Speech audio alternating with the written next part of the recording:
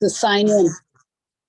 I'm Janet Wilson with the Monterey County Branch of Women's International League for Peace and Freedom. And I want to welcome everybody tonight. This is a joint venture between the Monterey County Branch of WILPF and the Monterey Peace and Justice Center. I want to thank Catherine Crockett for running all the Zoom stuff, and thank our speakers and Lynn for showing up. I'm just going to try to entice you to join WILPF and then turn everything over to Lynn, who will introduce people.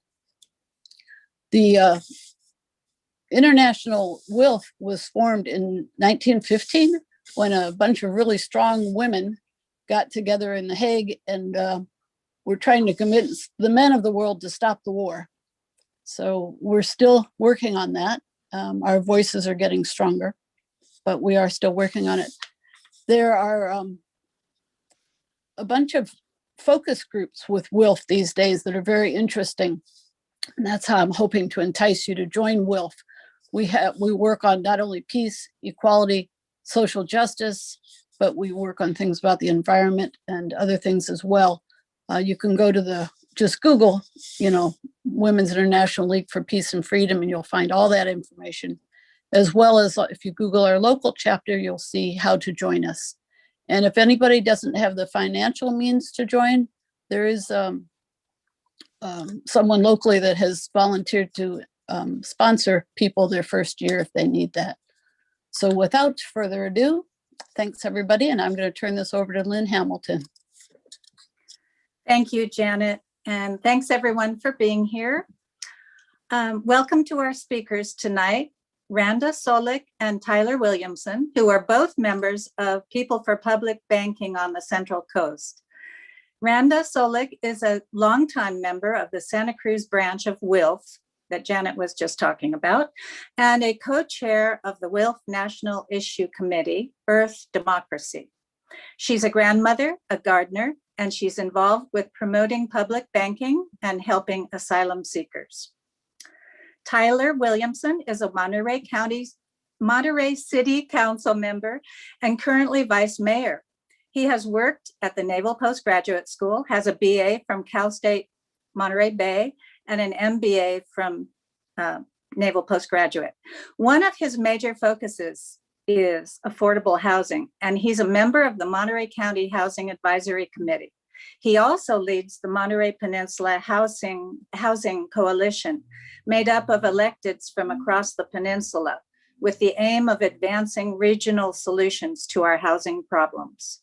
So welcome, and thank you, Randa and Tyler, for coming this evening. And Randa, would you like to start? Hello, everybody.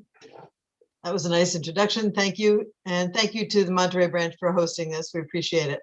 I'm going to start with a story.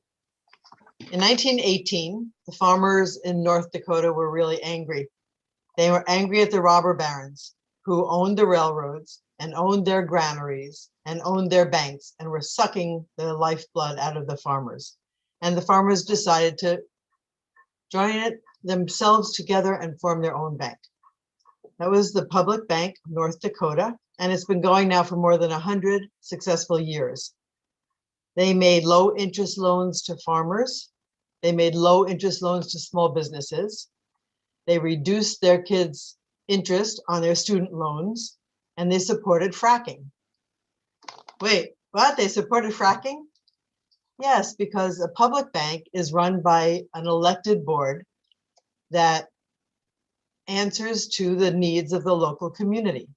If we had a public bank here, we certainly would have different priorities. But the North Dakotans have found it very beneficial to them to have a bank that actually works for them. And they don't put any of their state money into Wall Street banks. All of the money from the state of North Dakota taxes go into the Public Bank of North Dakota. And they've been doing extraordinarily well. In the 2008 recession, they didn't care at all. They sailed right through that recession. There was no problem. If we had a public bank in California, we would be doing the same thing. We would be fighting the current day robber barons, the 1% who are controlling our banks right now. And Occupy Wall Street made us all very cognizant of where the money is. Now we need to understand how we can get power from that money. There is one other public bank in the United States. It's in Oklahoma. It's the Chickasaw Community Bank. The Chickasaw Nation decided that they're going to do the same thing, control their own money. And that's been going for decades too. And this is not a new idea. Globally, 40% of banks are publicly owned, which we never hear about. So Germany and Australia and India and France and Scotland and China and Brazil and Taiwan, they all have some public banks. And as you saw in that video, in the United States, over 20 states and many large cities are actively working toward public banking. Let me show that again for 1 minute. I'll share the screen for a second and let's do that. This is pretty amazing. That this is last year. And so we see that North Dakota is the only one with it established already. But look at all of those in California that are working toward it right now. And the governor of New Jersey is totally for it. He's going for it. These other states are either studying it or they have feasibility studies going or they have legislation pending. And it's pretty impressive how much this idea has spread. It's especially spread because of COVID. This is a perfect answer to COVID because every community is suffering an economic downturn. And this is a way to keep money in our own community. So the recent public banking movement started in 2016 by indigenous people who were protesting the oil pipelines. They wanted the city of Seattle to stop doing business with Wells Fargo. Wells Fargo is a major funder of the Dakota pipeline. And then this grew from there. We all know what happened at Standing Rock. It grew as the protests grew, so did the idea of, wait a minute, we should be controlling our own money. And nationally now, Alexandria Ocasio-Cortez has public banking in her proposal for the Green New Deal. So we're on a roll. In California, we were part of the successful team that got Assembly Bill 857 passed and signed by the governor. So now we in California have authorized 10 public banks over the next 7 years, I think. Hal or George can check that out. And it authorizes public agency participation. An agency is a county or a city or a state or a water district or a school district or a pension fund. It authorizes agencies to put their money in public banking, and it lays out how they can deposit that kind of money. So you saw from the video, San Francisco, Los Angeles, San Jose, Santa Cruz, East Bay, San Diego, and many more were in a coalition called the California Public Banking Alliance. And you can look that up, CPBA, and see how far this is spreading. So let's just start the very basic thing about public banking. It's not a consumer bank. We, people here at this meeting, are not going to bank there. It's not for us. It's not going to replace our credit unions or our local banks. This is a bank for what we're calling agencies or institutions. So any government agency that can afford it can go into a public bank. It's not for people. So the first thing is, it's not for people, but it's owned by us. So if a state or a city or a community or even a nation has a public bank, it's owned by the people in that area. And it serves as a depository for government funds. So a government of any size can put in their reserve funds or a city or state taxes or fees. They can decide what they want to put into the bank. But they're required to benefit the public by serving their community's needs. So it's quite opposite from what Wall Street banks do, which is line the pockets of their CEOs and their investors. And that's their purpose. This purpose is to reinvest money in the community. So it will provide a new source of income for cities and states, a source for infrastructure, or what Tyler is working on, a source for housing that we're all going crazy with, trying to find how we're going to get money for affordable housing. You know, or what Pauline is working on, renewable energy. How are we going to save the earth? We only have 10 years to do it. We need the money to do that. All of our communities need that money right now. And public banks aren't run by politicians, but by actual bankers, qualified bankers on a locally elected board. And that board can have public people too, can have input from the public as well. A public bank provides accountability and transparency. so we can see where our money is being invested. We don't want it to go to pipelines. We don't want it to go to fracking. Where we want it to go, we can direct it. And also, because of that kind of growth, it can create new jobs. So it can spur and support small businesses, and it can partner and support credit unions and small banks, small community banks, because it can extend how much they can lend. It can support them. It won't be in competition with them. And the last thing is, public banks can lend during times of crisis, right? So what we decide we need at a particular time, the public bank money can be available to us to help us sustain a local economy. So the best thing is about it, that will address local issues. It benefits us, like affordable housing and small business loans and public infrastructure and rebuilding after wildfires. Whatever it is that our community needs, we can direct the money from the public banks there. And the bank will return the interest and the fees to the communities that they serve. So normally, well, like Los Angeles had a stretch of highway 2 years ago. They spent $16 million to repair that highway and $16 million in the bank fees. So you can imagine we can double how much money we actually have available for the stuff that we want done. Public financing of housing and infrastructure, open student loan question up, tuition finances. The reason that it is like that is that there's an elected board. So each community, whether it's a county or a coalition of counties or the state, each community will elect a board to represent what they want on the board.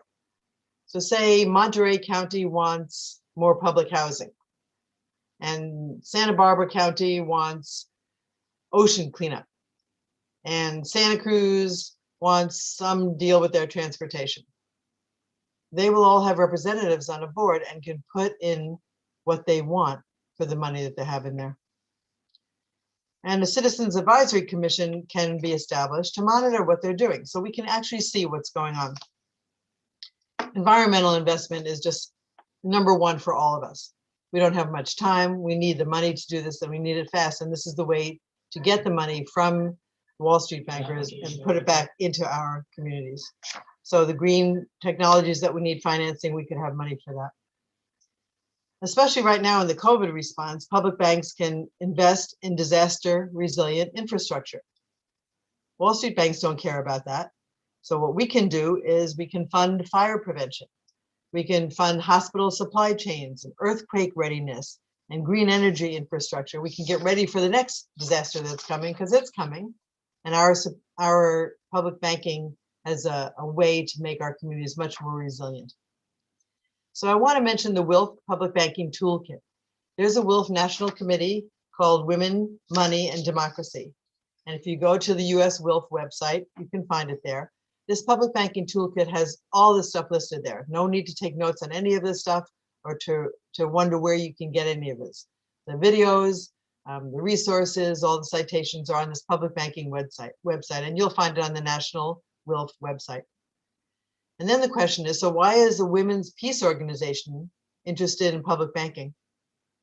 And I think it's pretty apparent to all of us, especially working for peace and justice, as you all do in Monterey, because the economic inequality and corruption inevitably lead to conflict and violence.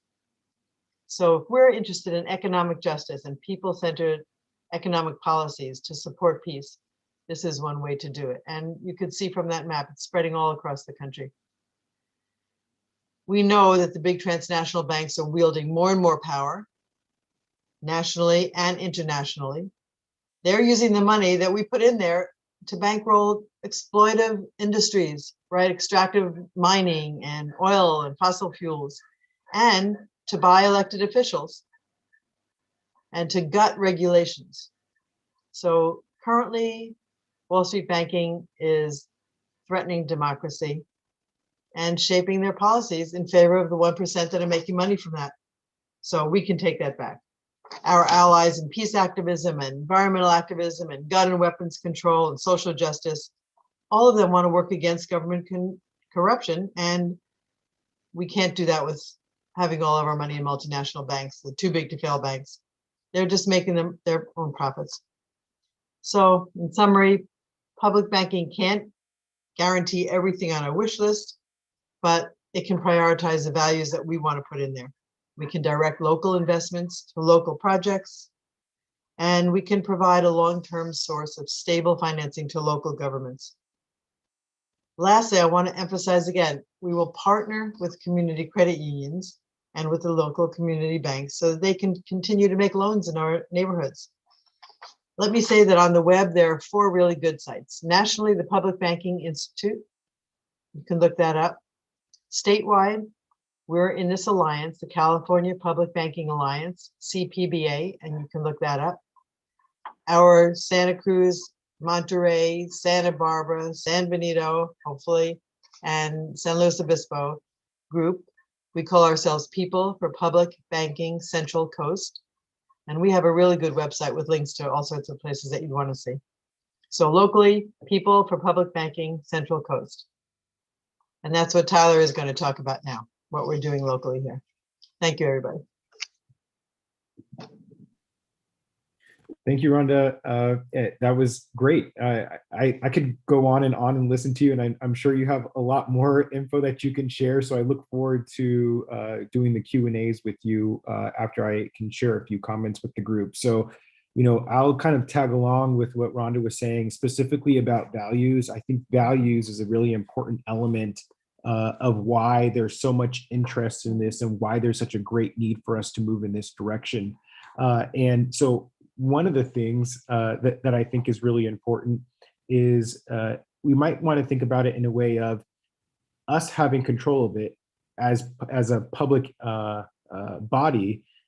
It might be a way for those that might think about this in a little bit more of a conservative space as controlling spending, right? So if we own it, we might take more ownership about where we're investing our money into and make a really conscious decision about making sure that we're investing things that will provide returns so that we can keep the funding circulating and stay effectively afloat. Some other things when we think about values are some ethical concerns, right? So wage theft, right? Are folks receiving appropriate wages and benefits for the work that they're doing?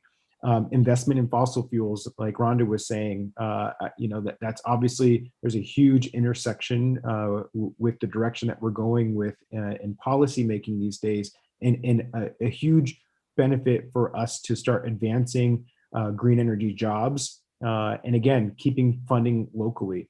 And then controlling in the standards of investments in their values. Again, we have that local control, and I think there's just a lot of value in that.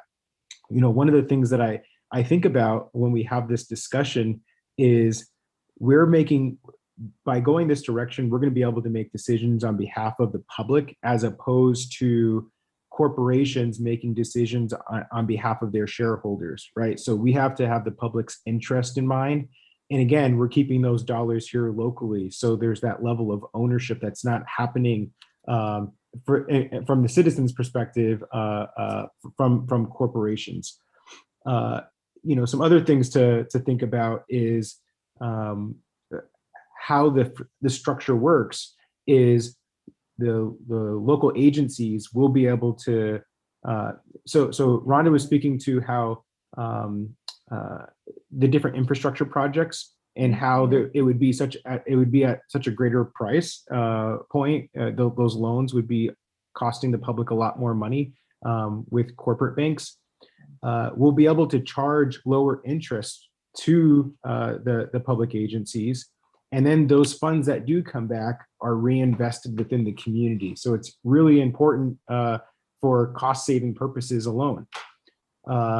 And then when we also think about the cost-saving conversation, it's also important for us to think about the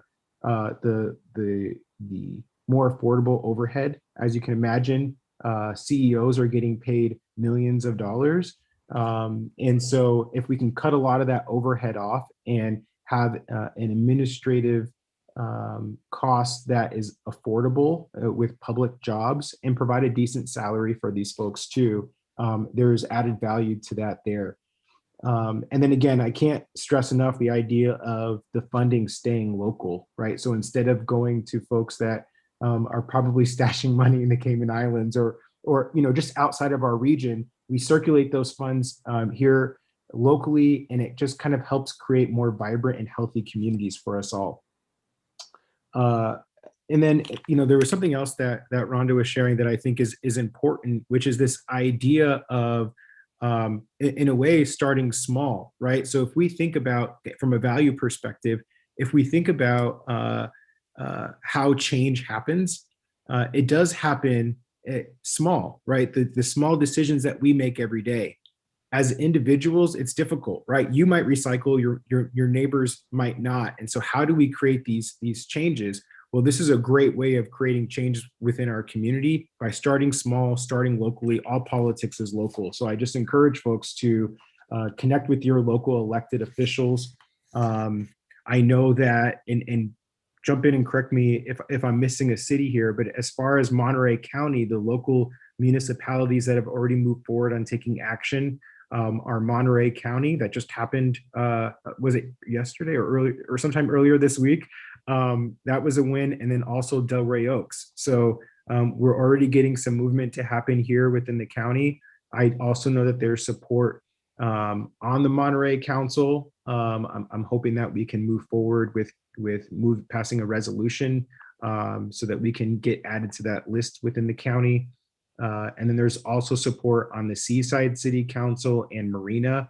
I saw in the chat that somebody's here from PG. So I'm not sure if you know of anybody on your council that might be in support, but I just encourage folks to be persistent and start connecting with your local elected officials. And so let me just kind of go through the phases. So I kind of given some of my values perspective, but let me just kind of go from a local perspective of how this kind of works. So the larger question is, do we want to do this? And my assumption is that everybody here, or probably the majority of you, are very much in favor of this. It almost seems like a kind of common sense thing, but that's not the same belief that everybody has, right? So I think it's really important to not try to approach this topic assuming that just because it might seem like common sense to some of us, that it's that way for everybody. And it's going to take a lot of work to get this to happen. So I encourage you to, yes, maybe understand that folks don't operate that way, and maybe find a way of being able to answer those questions that they might have. And if you can't, come back to some of those resources that Rhonda was speaking to. And there's plenty of folks that are part of our group that do have the information that can help support you in getting you those questions answered. So that's the big question at the end of the day, is should we be doing this? And I just really encourage folks to make sure that we, as much as possible at this point, stay focused there. But I will go down a little bit to go down to the granular level, just so that we can understand the direction that we're going in.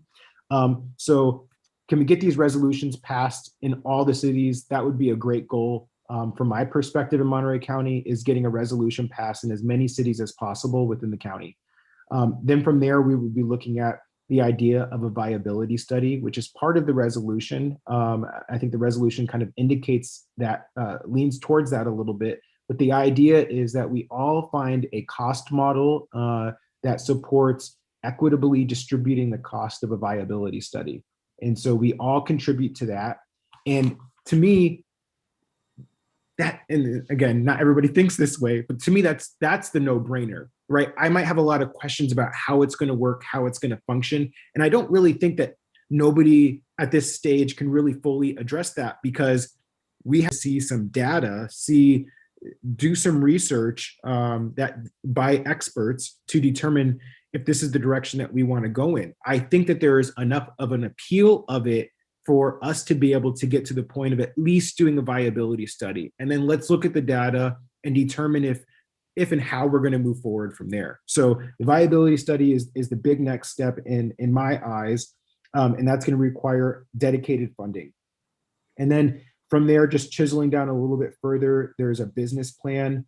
And from that, it's just kind of look at how do we, okay, so if we're deciding to move forward at that point, what is this going to look like? And so we're looking at things like, is it going to be a mutual benefit corporation or a public beneficial corporation? So how is this going to work? And then chiseling down to I think the kind of almost last step that we see in our mapping is, really at that point, we're going forward with it. We're now looking for office space. We're looking for staff, right? Obviously, that's not where we're at right now, but just to kind of give you the kind of roadmap about how this looks moving forward. So there's a lot of work to do. I brought this forward to the Monterey City Council. We've had a discussion of this on our council. There were some questions posed. I plan on bringing that back hopefully soon to the council with some of the questions, answering all the questions that were asked, so that they are informed enough to hopefully feel comfortable enough in passing a resolution. And then we'll just keep an eye on this as this moves forward. So I'll end there, and then I'm really interested in hearing what those questions are out there, and I'll probably lean on you more so, Randa, but I look forward to the discussion, and I appreciate everybody's being here and supporting the cause.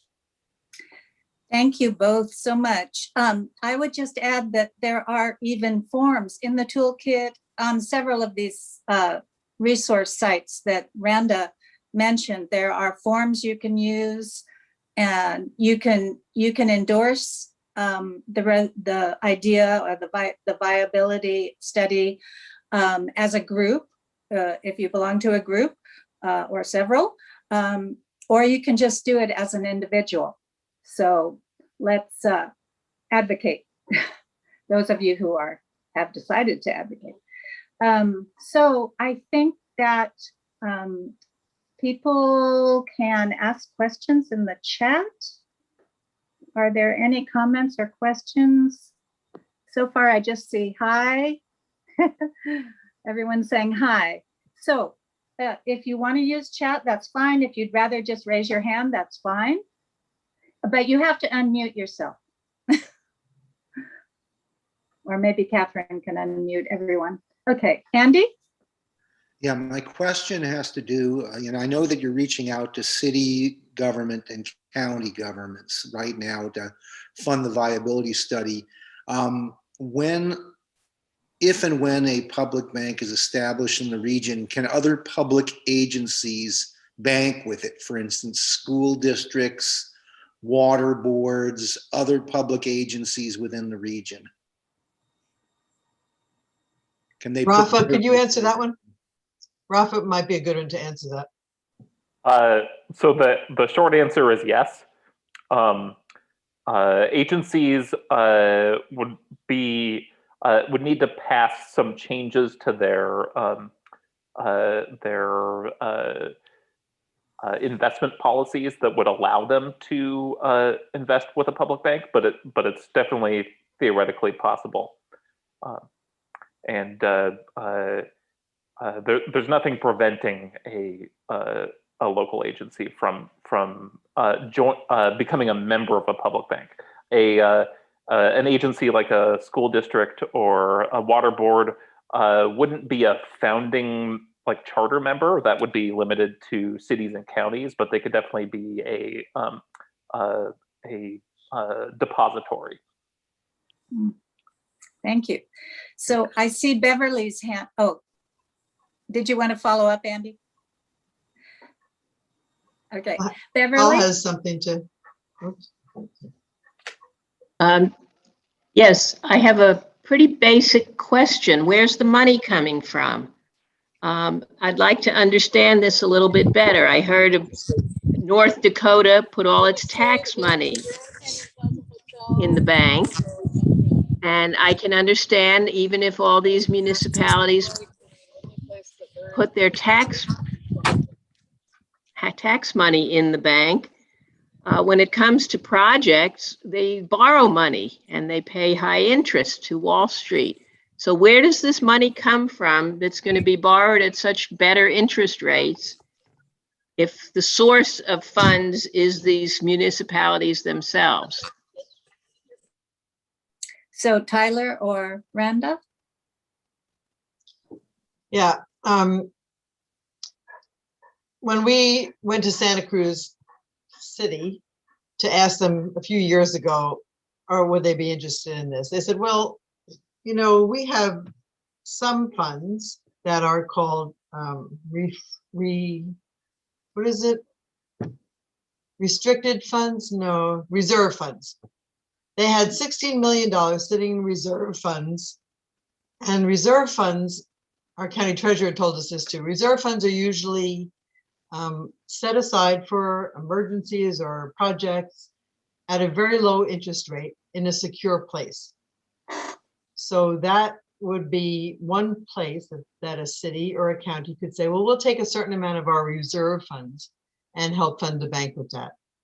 There is a group of, okay, so I'm not a banker and most of us aren't bankers, but we do have some bankers on that are working with us. And Brad and Rafa are members who participate in the CPBA meetings, and they have lawyers and bankers working with them. They're trying to form a public bankers association, or at least a coalition, to work out exactly where that kind of funding would come from. Because truthfully, it's not only the funding. Capitalizing is only part of where a bank has to put its initial money. There's also collateralization. Like if Santa Cruz were to make a public bank, would we want to put up our civic center for collateral? Probably not. We probably wouldn't want to do that. What would we use for collateral? So the two money questions, collateralization and capitalization, are really banking questions that need to be answered by people who know what they're talking about. But what we know is that, number one, no city or county in our 5-county area has enough money to do a public bank by itself.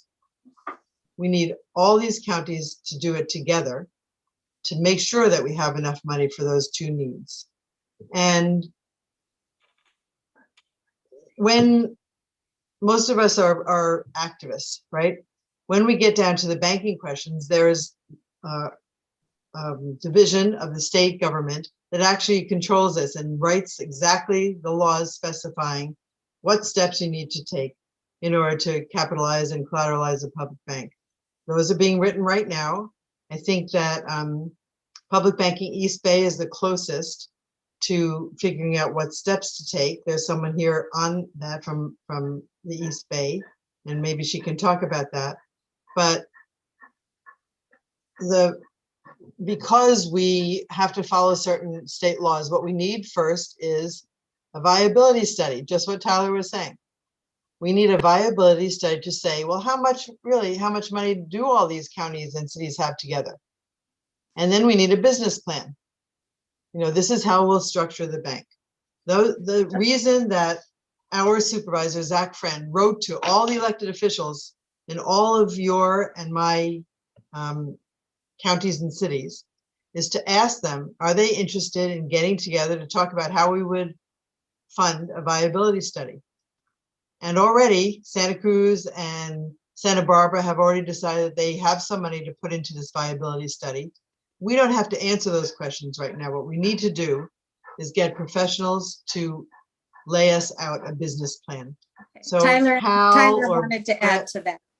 Okay, and then maybe Hal and Brett can add too, because they all have, Yeah. and George, they've all been dealing with this stuff. Yeah, no, I would defer. Sorry, I was doing some movement because my light went off and I just realized that I didn't have it plugged in. So no, I would defer to Brett or Rafa. I'm sorry, Brett. I didn't mean to put you on the spot. Let me add, a similar question came from Harold in the chat about how to equitably divide up the cost of the viability study. Could I have a follow-up question? Because I don't feel that I have gotten the slightest answer to my question. I understand that the Bank of North Dakota has done this successfully. It seems to me that if that is the case, someone ought to be able to make a simple explanation of how capitalization works or where their money comes from. It's very basic. They've done it. So I don't know the answer, but before I did a viability study, I'd like to understand the basic principle. Randa, you're muted if you're trying to talk to the group. Unmute yourself, please, Randa. I did. The way that North Dakota did it, we are not going to do. North Dakota has 600,000 people. They put all their taxes into their public bank. It's called the state of North Dakota doing business as the Public Bank of North Dakota. We're not going to do that. There isn't any scenario that I can think of that all the counties here would put all their tax money or the state money into that. That's not going to happen. So what a business plan will do for us and a viability study will do is to show us where there are like reserve funds and other fees and things that people pay for that the cities and the counties put away right now, where those are located, which ones the counties might be willing to, to invest in. They also have all sorts of strictures from the state. The county treasurers are obligated to have certain rules before they can invest in any kind of new bank. So there's a Assembly Bill 857 spelled out a lot of this. Then there's a public agency that's actually going to write down the steps, and that's what we'll find out from our viability study. So Hal and Rafa and George, and Brett, they've all been dealing with this question because we're all thinking about that. And our answer so far has been, okay, here's what we need. We need a study to see where that can come from and if we can actually have a bank like that here.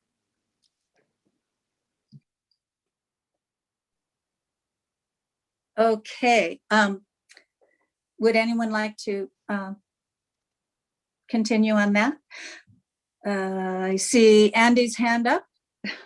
Yeah, my understanding, and maybe I'm wrong because I haven't read the legislation that enabled these regional public banks here in California, but I had thought that public banks had the ability to draw directly from the Federal Reserve, which is, at very, very low interest, like any commercial bank, which rather than, so if our Central California Bank or Central Coast Bank could go directly to the Federal Reserve rather than through an intermediary like Bank of America or Wells Fargo, we could get money at a much cheaper rate.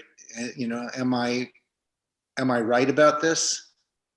Well, I'll jump in and just say one thing I do understand from the model is that, so if we look at the pandemic and when it rolled out, all of the funding that came out from the federal government, the Paycheck Protection funding, North Dakota was able to respond and react and distribute that funding a lot faster than anybody else was because they had the public banking established. So, there is, I think, more cohesiveness where if we were passing it from public agency to a public agency, I think that there's it just allows that process to happen a little bit smoother. But as far as startup funding, I'm not sure about that, and I couldn't speak to it.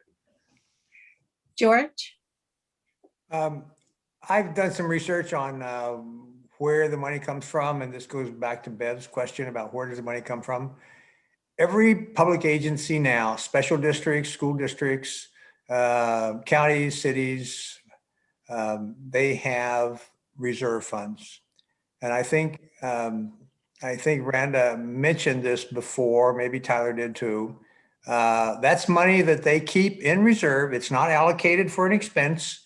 It's in reserve. It kind of underpins the financial stability of a public agency. They have reserve funds available to meet rainy day demands or crises or whatever. They have this money available.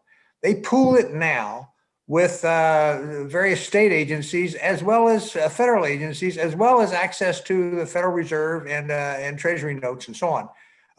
Where the money comes from for capitalization, or the money that goes into the bank in order to have the ability to leverage for loans, that money is a portion of, and I think Tyler made this point very clearly, there's a portion of that money that could be put into a public bank in order to have public priorities locally decided in a transparent way to serve the local community.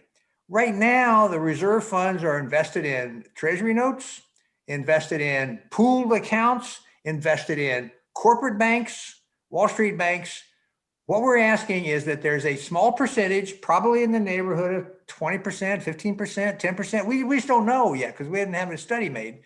But let's just hypothetically, if 15% of public agency reserves could be put into a public bank, that provides the investment for, and they expect a return on that, because right now it's invested in expected in return, but the new structure would be return also from local financing of projects. And it's going to be a loan. It's going to have to be paid back. There's going to be collateral related to it. It's going to be a bank. Don't forget, it's a bank. Banks are not intended to lose money. So they're going to make money, and they're going to do it with lower rates and lower interest rates and fees. And that's the potential, and that's the design. And that's still to unfold in the future. We need to do a viability study to kind of see how much money we need. The big players are going to be the counties because they have the most money. And every city has some money available. Every special district or even a JPA, even like Monterey One Water or the landfill operation, they're JPAs. They have reserve money also. And a portion of that money could be invested in a public bank and expect the same return. I mean, I won't say the same, the same style of return from the activity of a public bank. And the return will be income that can be fed back into public agencies, member agencies, or local projects, whatever it is. It's local control, transparent, and using local money, keeping local money local. Okay, thank you. And it looks like Margie Lewis has a question, hand up. No, I was just going to answer and say everybody like LA and the East Bay and everybody is grappling with this question of capitalization.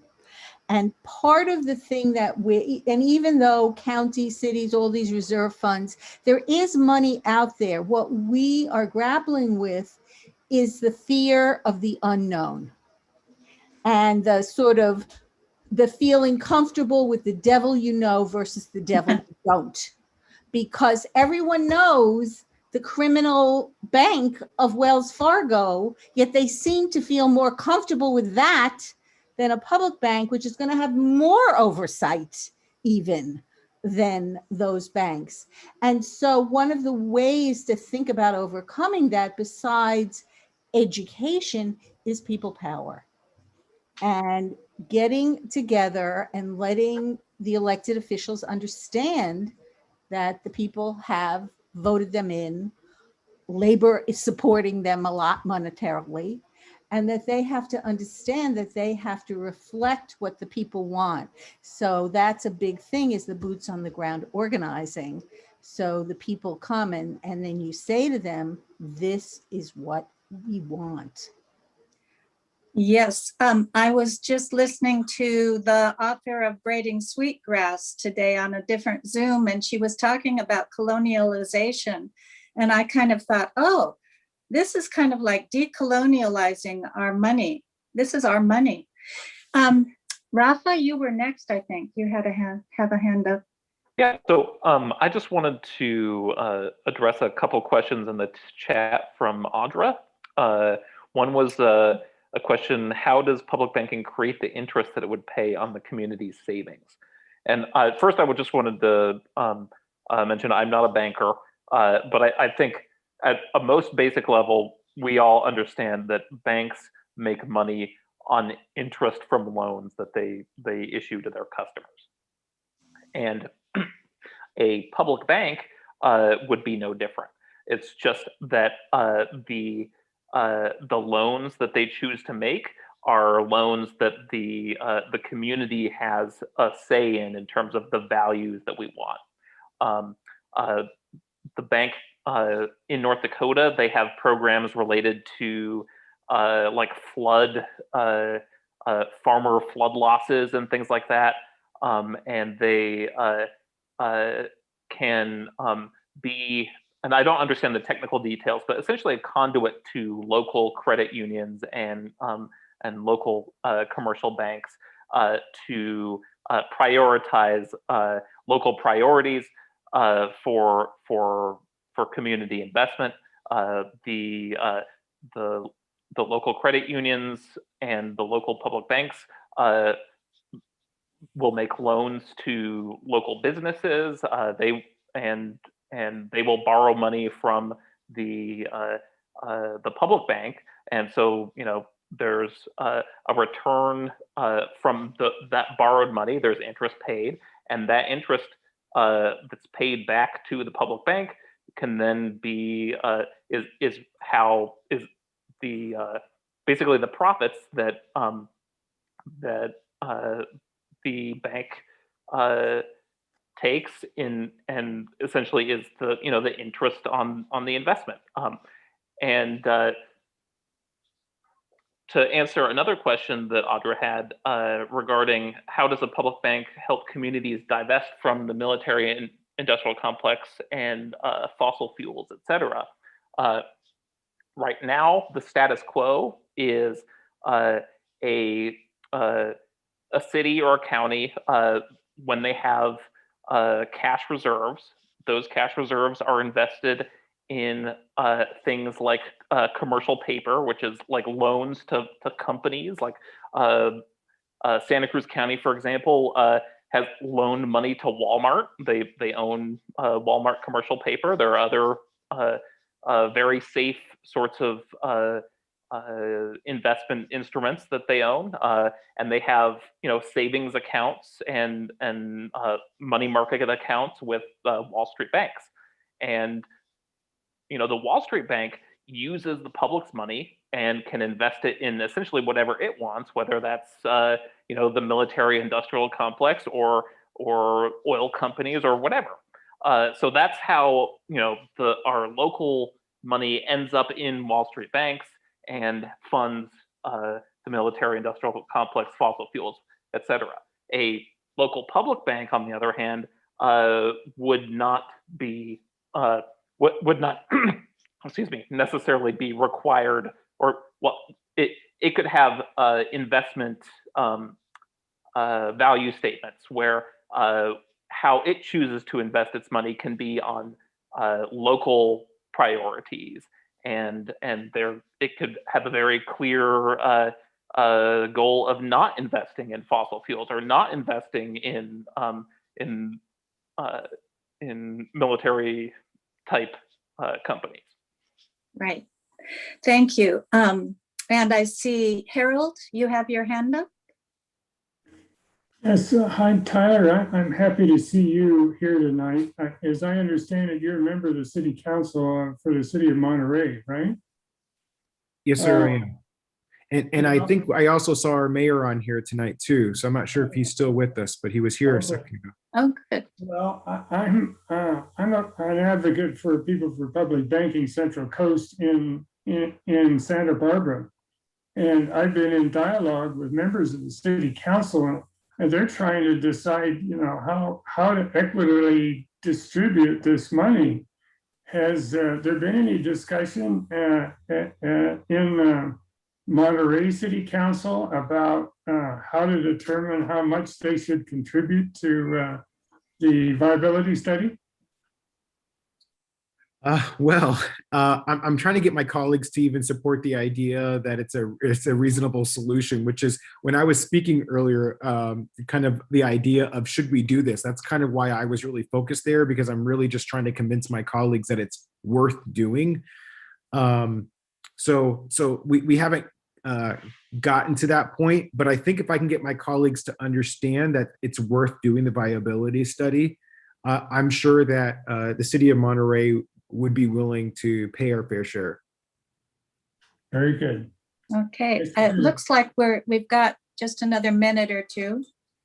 If I could just add one, because there was a conversation going on here, and I think it's really relevant. So, will we ultimately potentially end up using some of our reserve funding. And I think that's a very likely possibility. And that's a risk. It's obviously a risk, right? What if in a year from now, let's say we do it towards the end of the year, and in a year from now, we go into a recession and our local agencies are struggling financially, and they would dip into that reserve that is no longer maybe completely available to them. So there is absolutely a risk with it.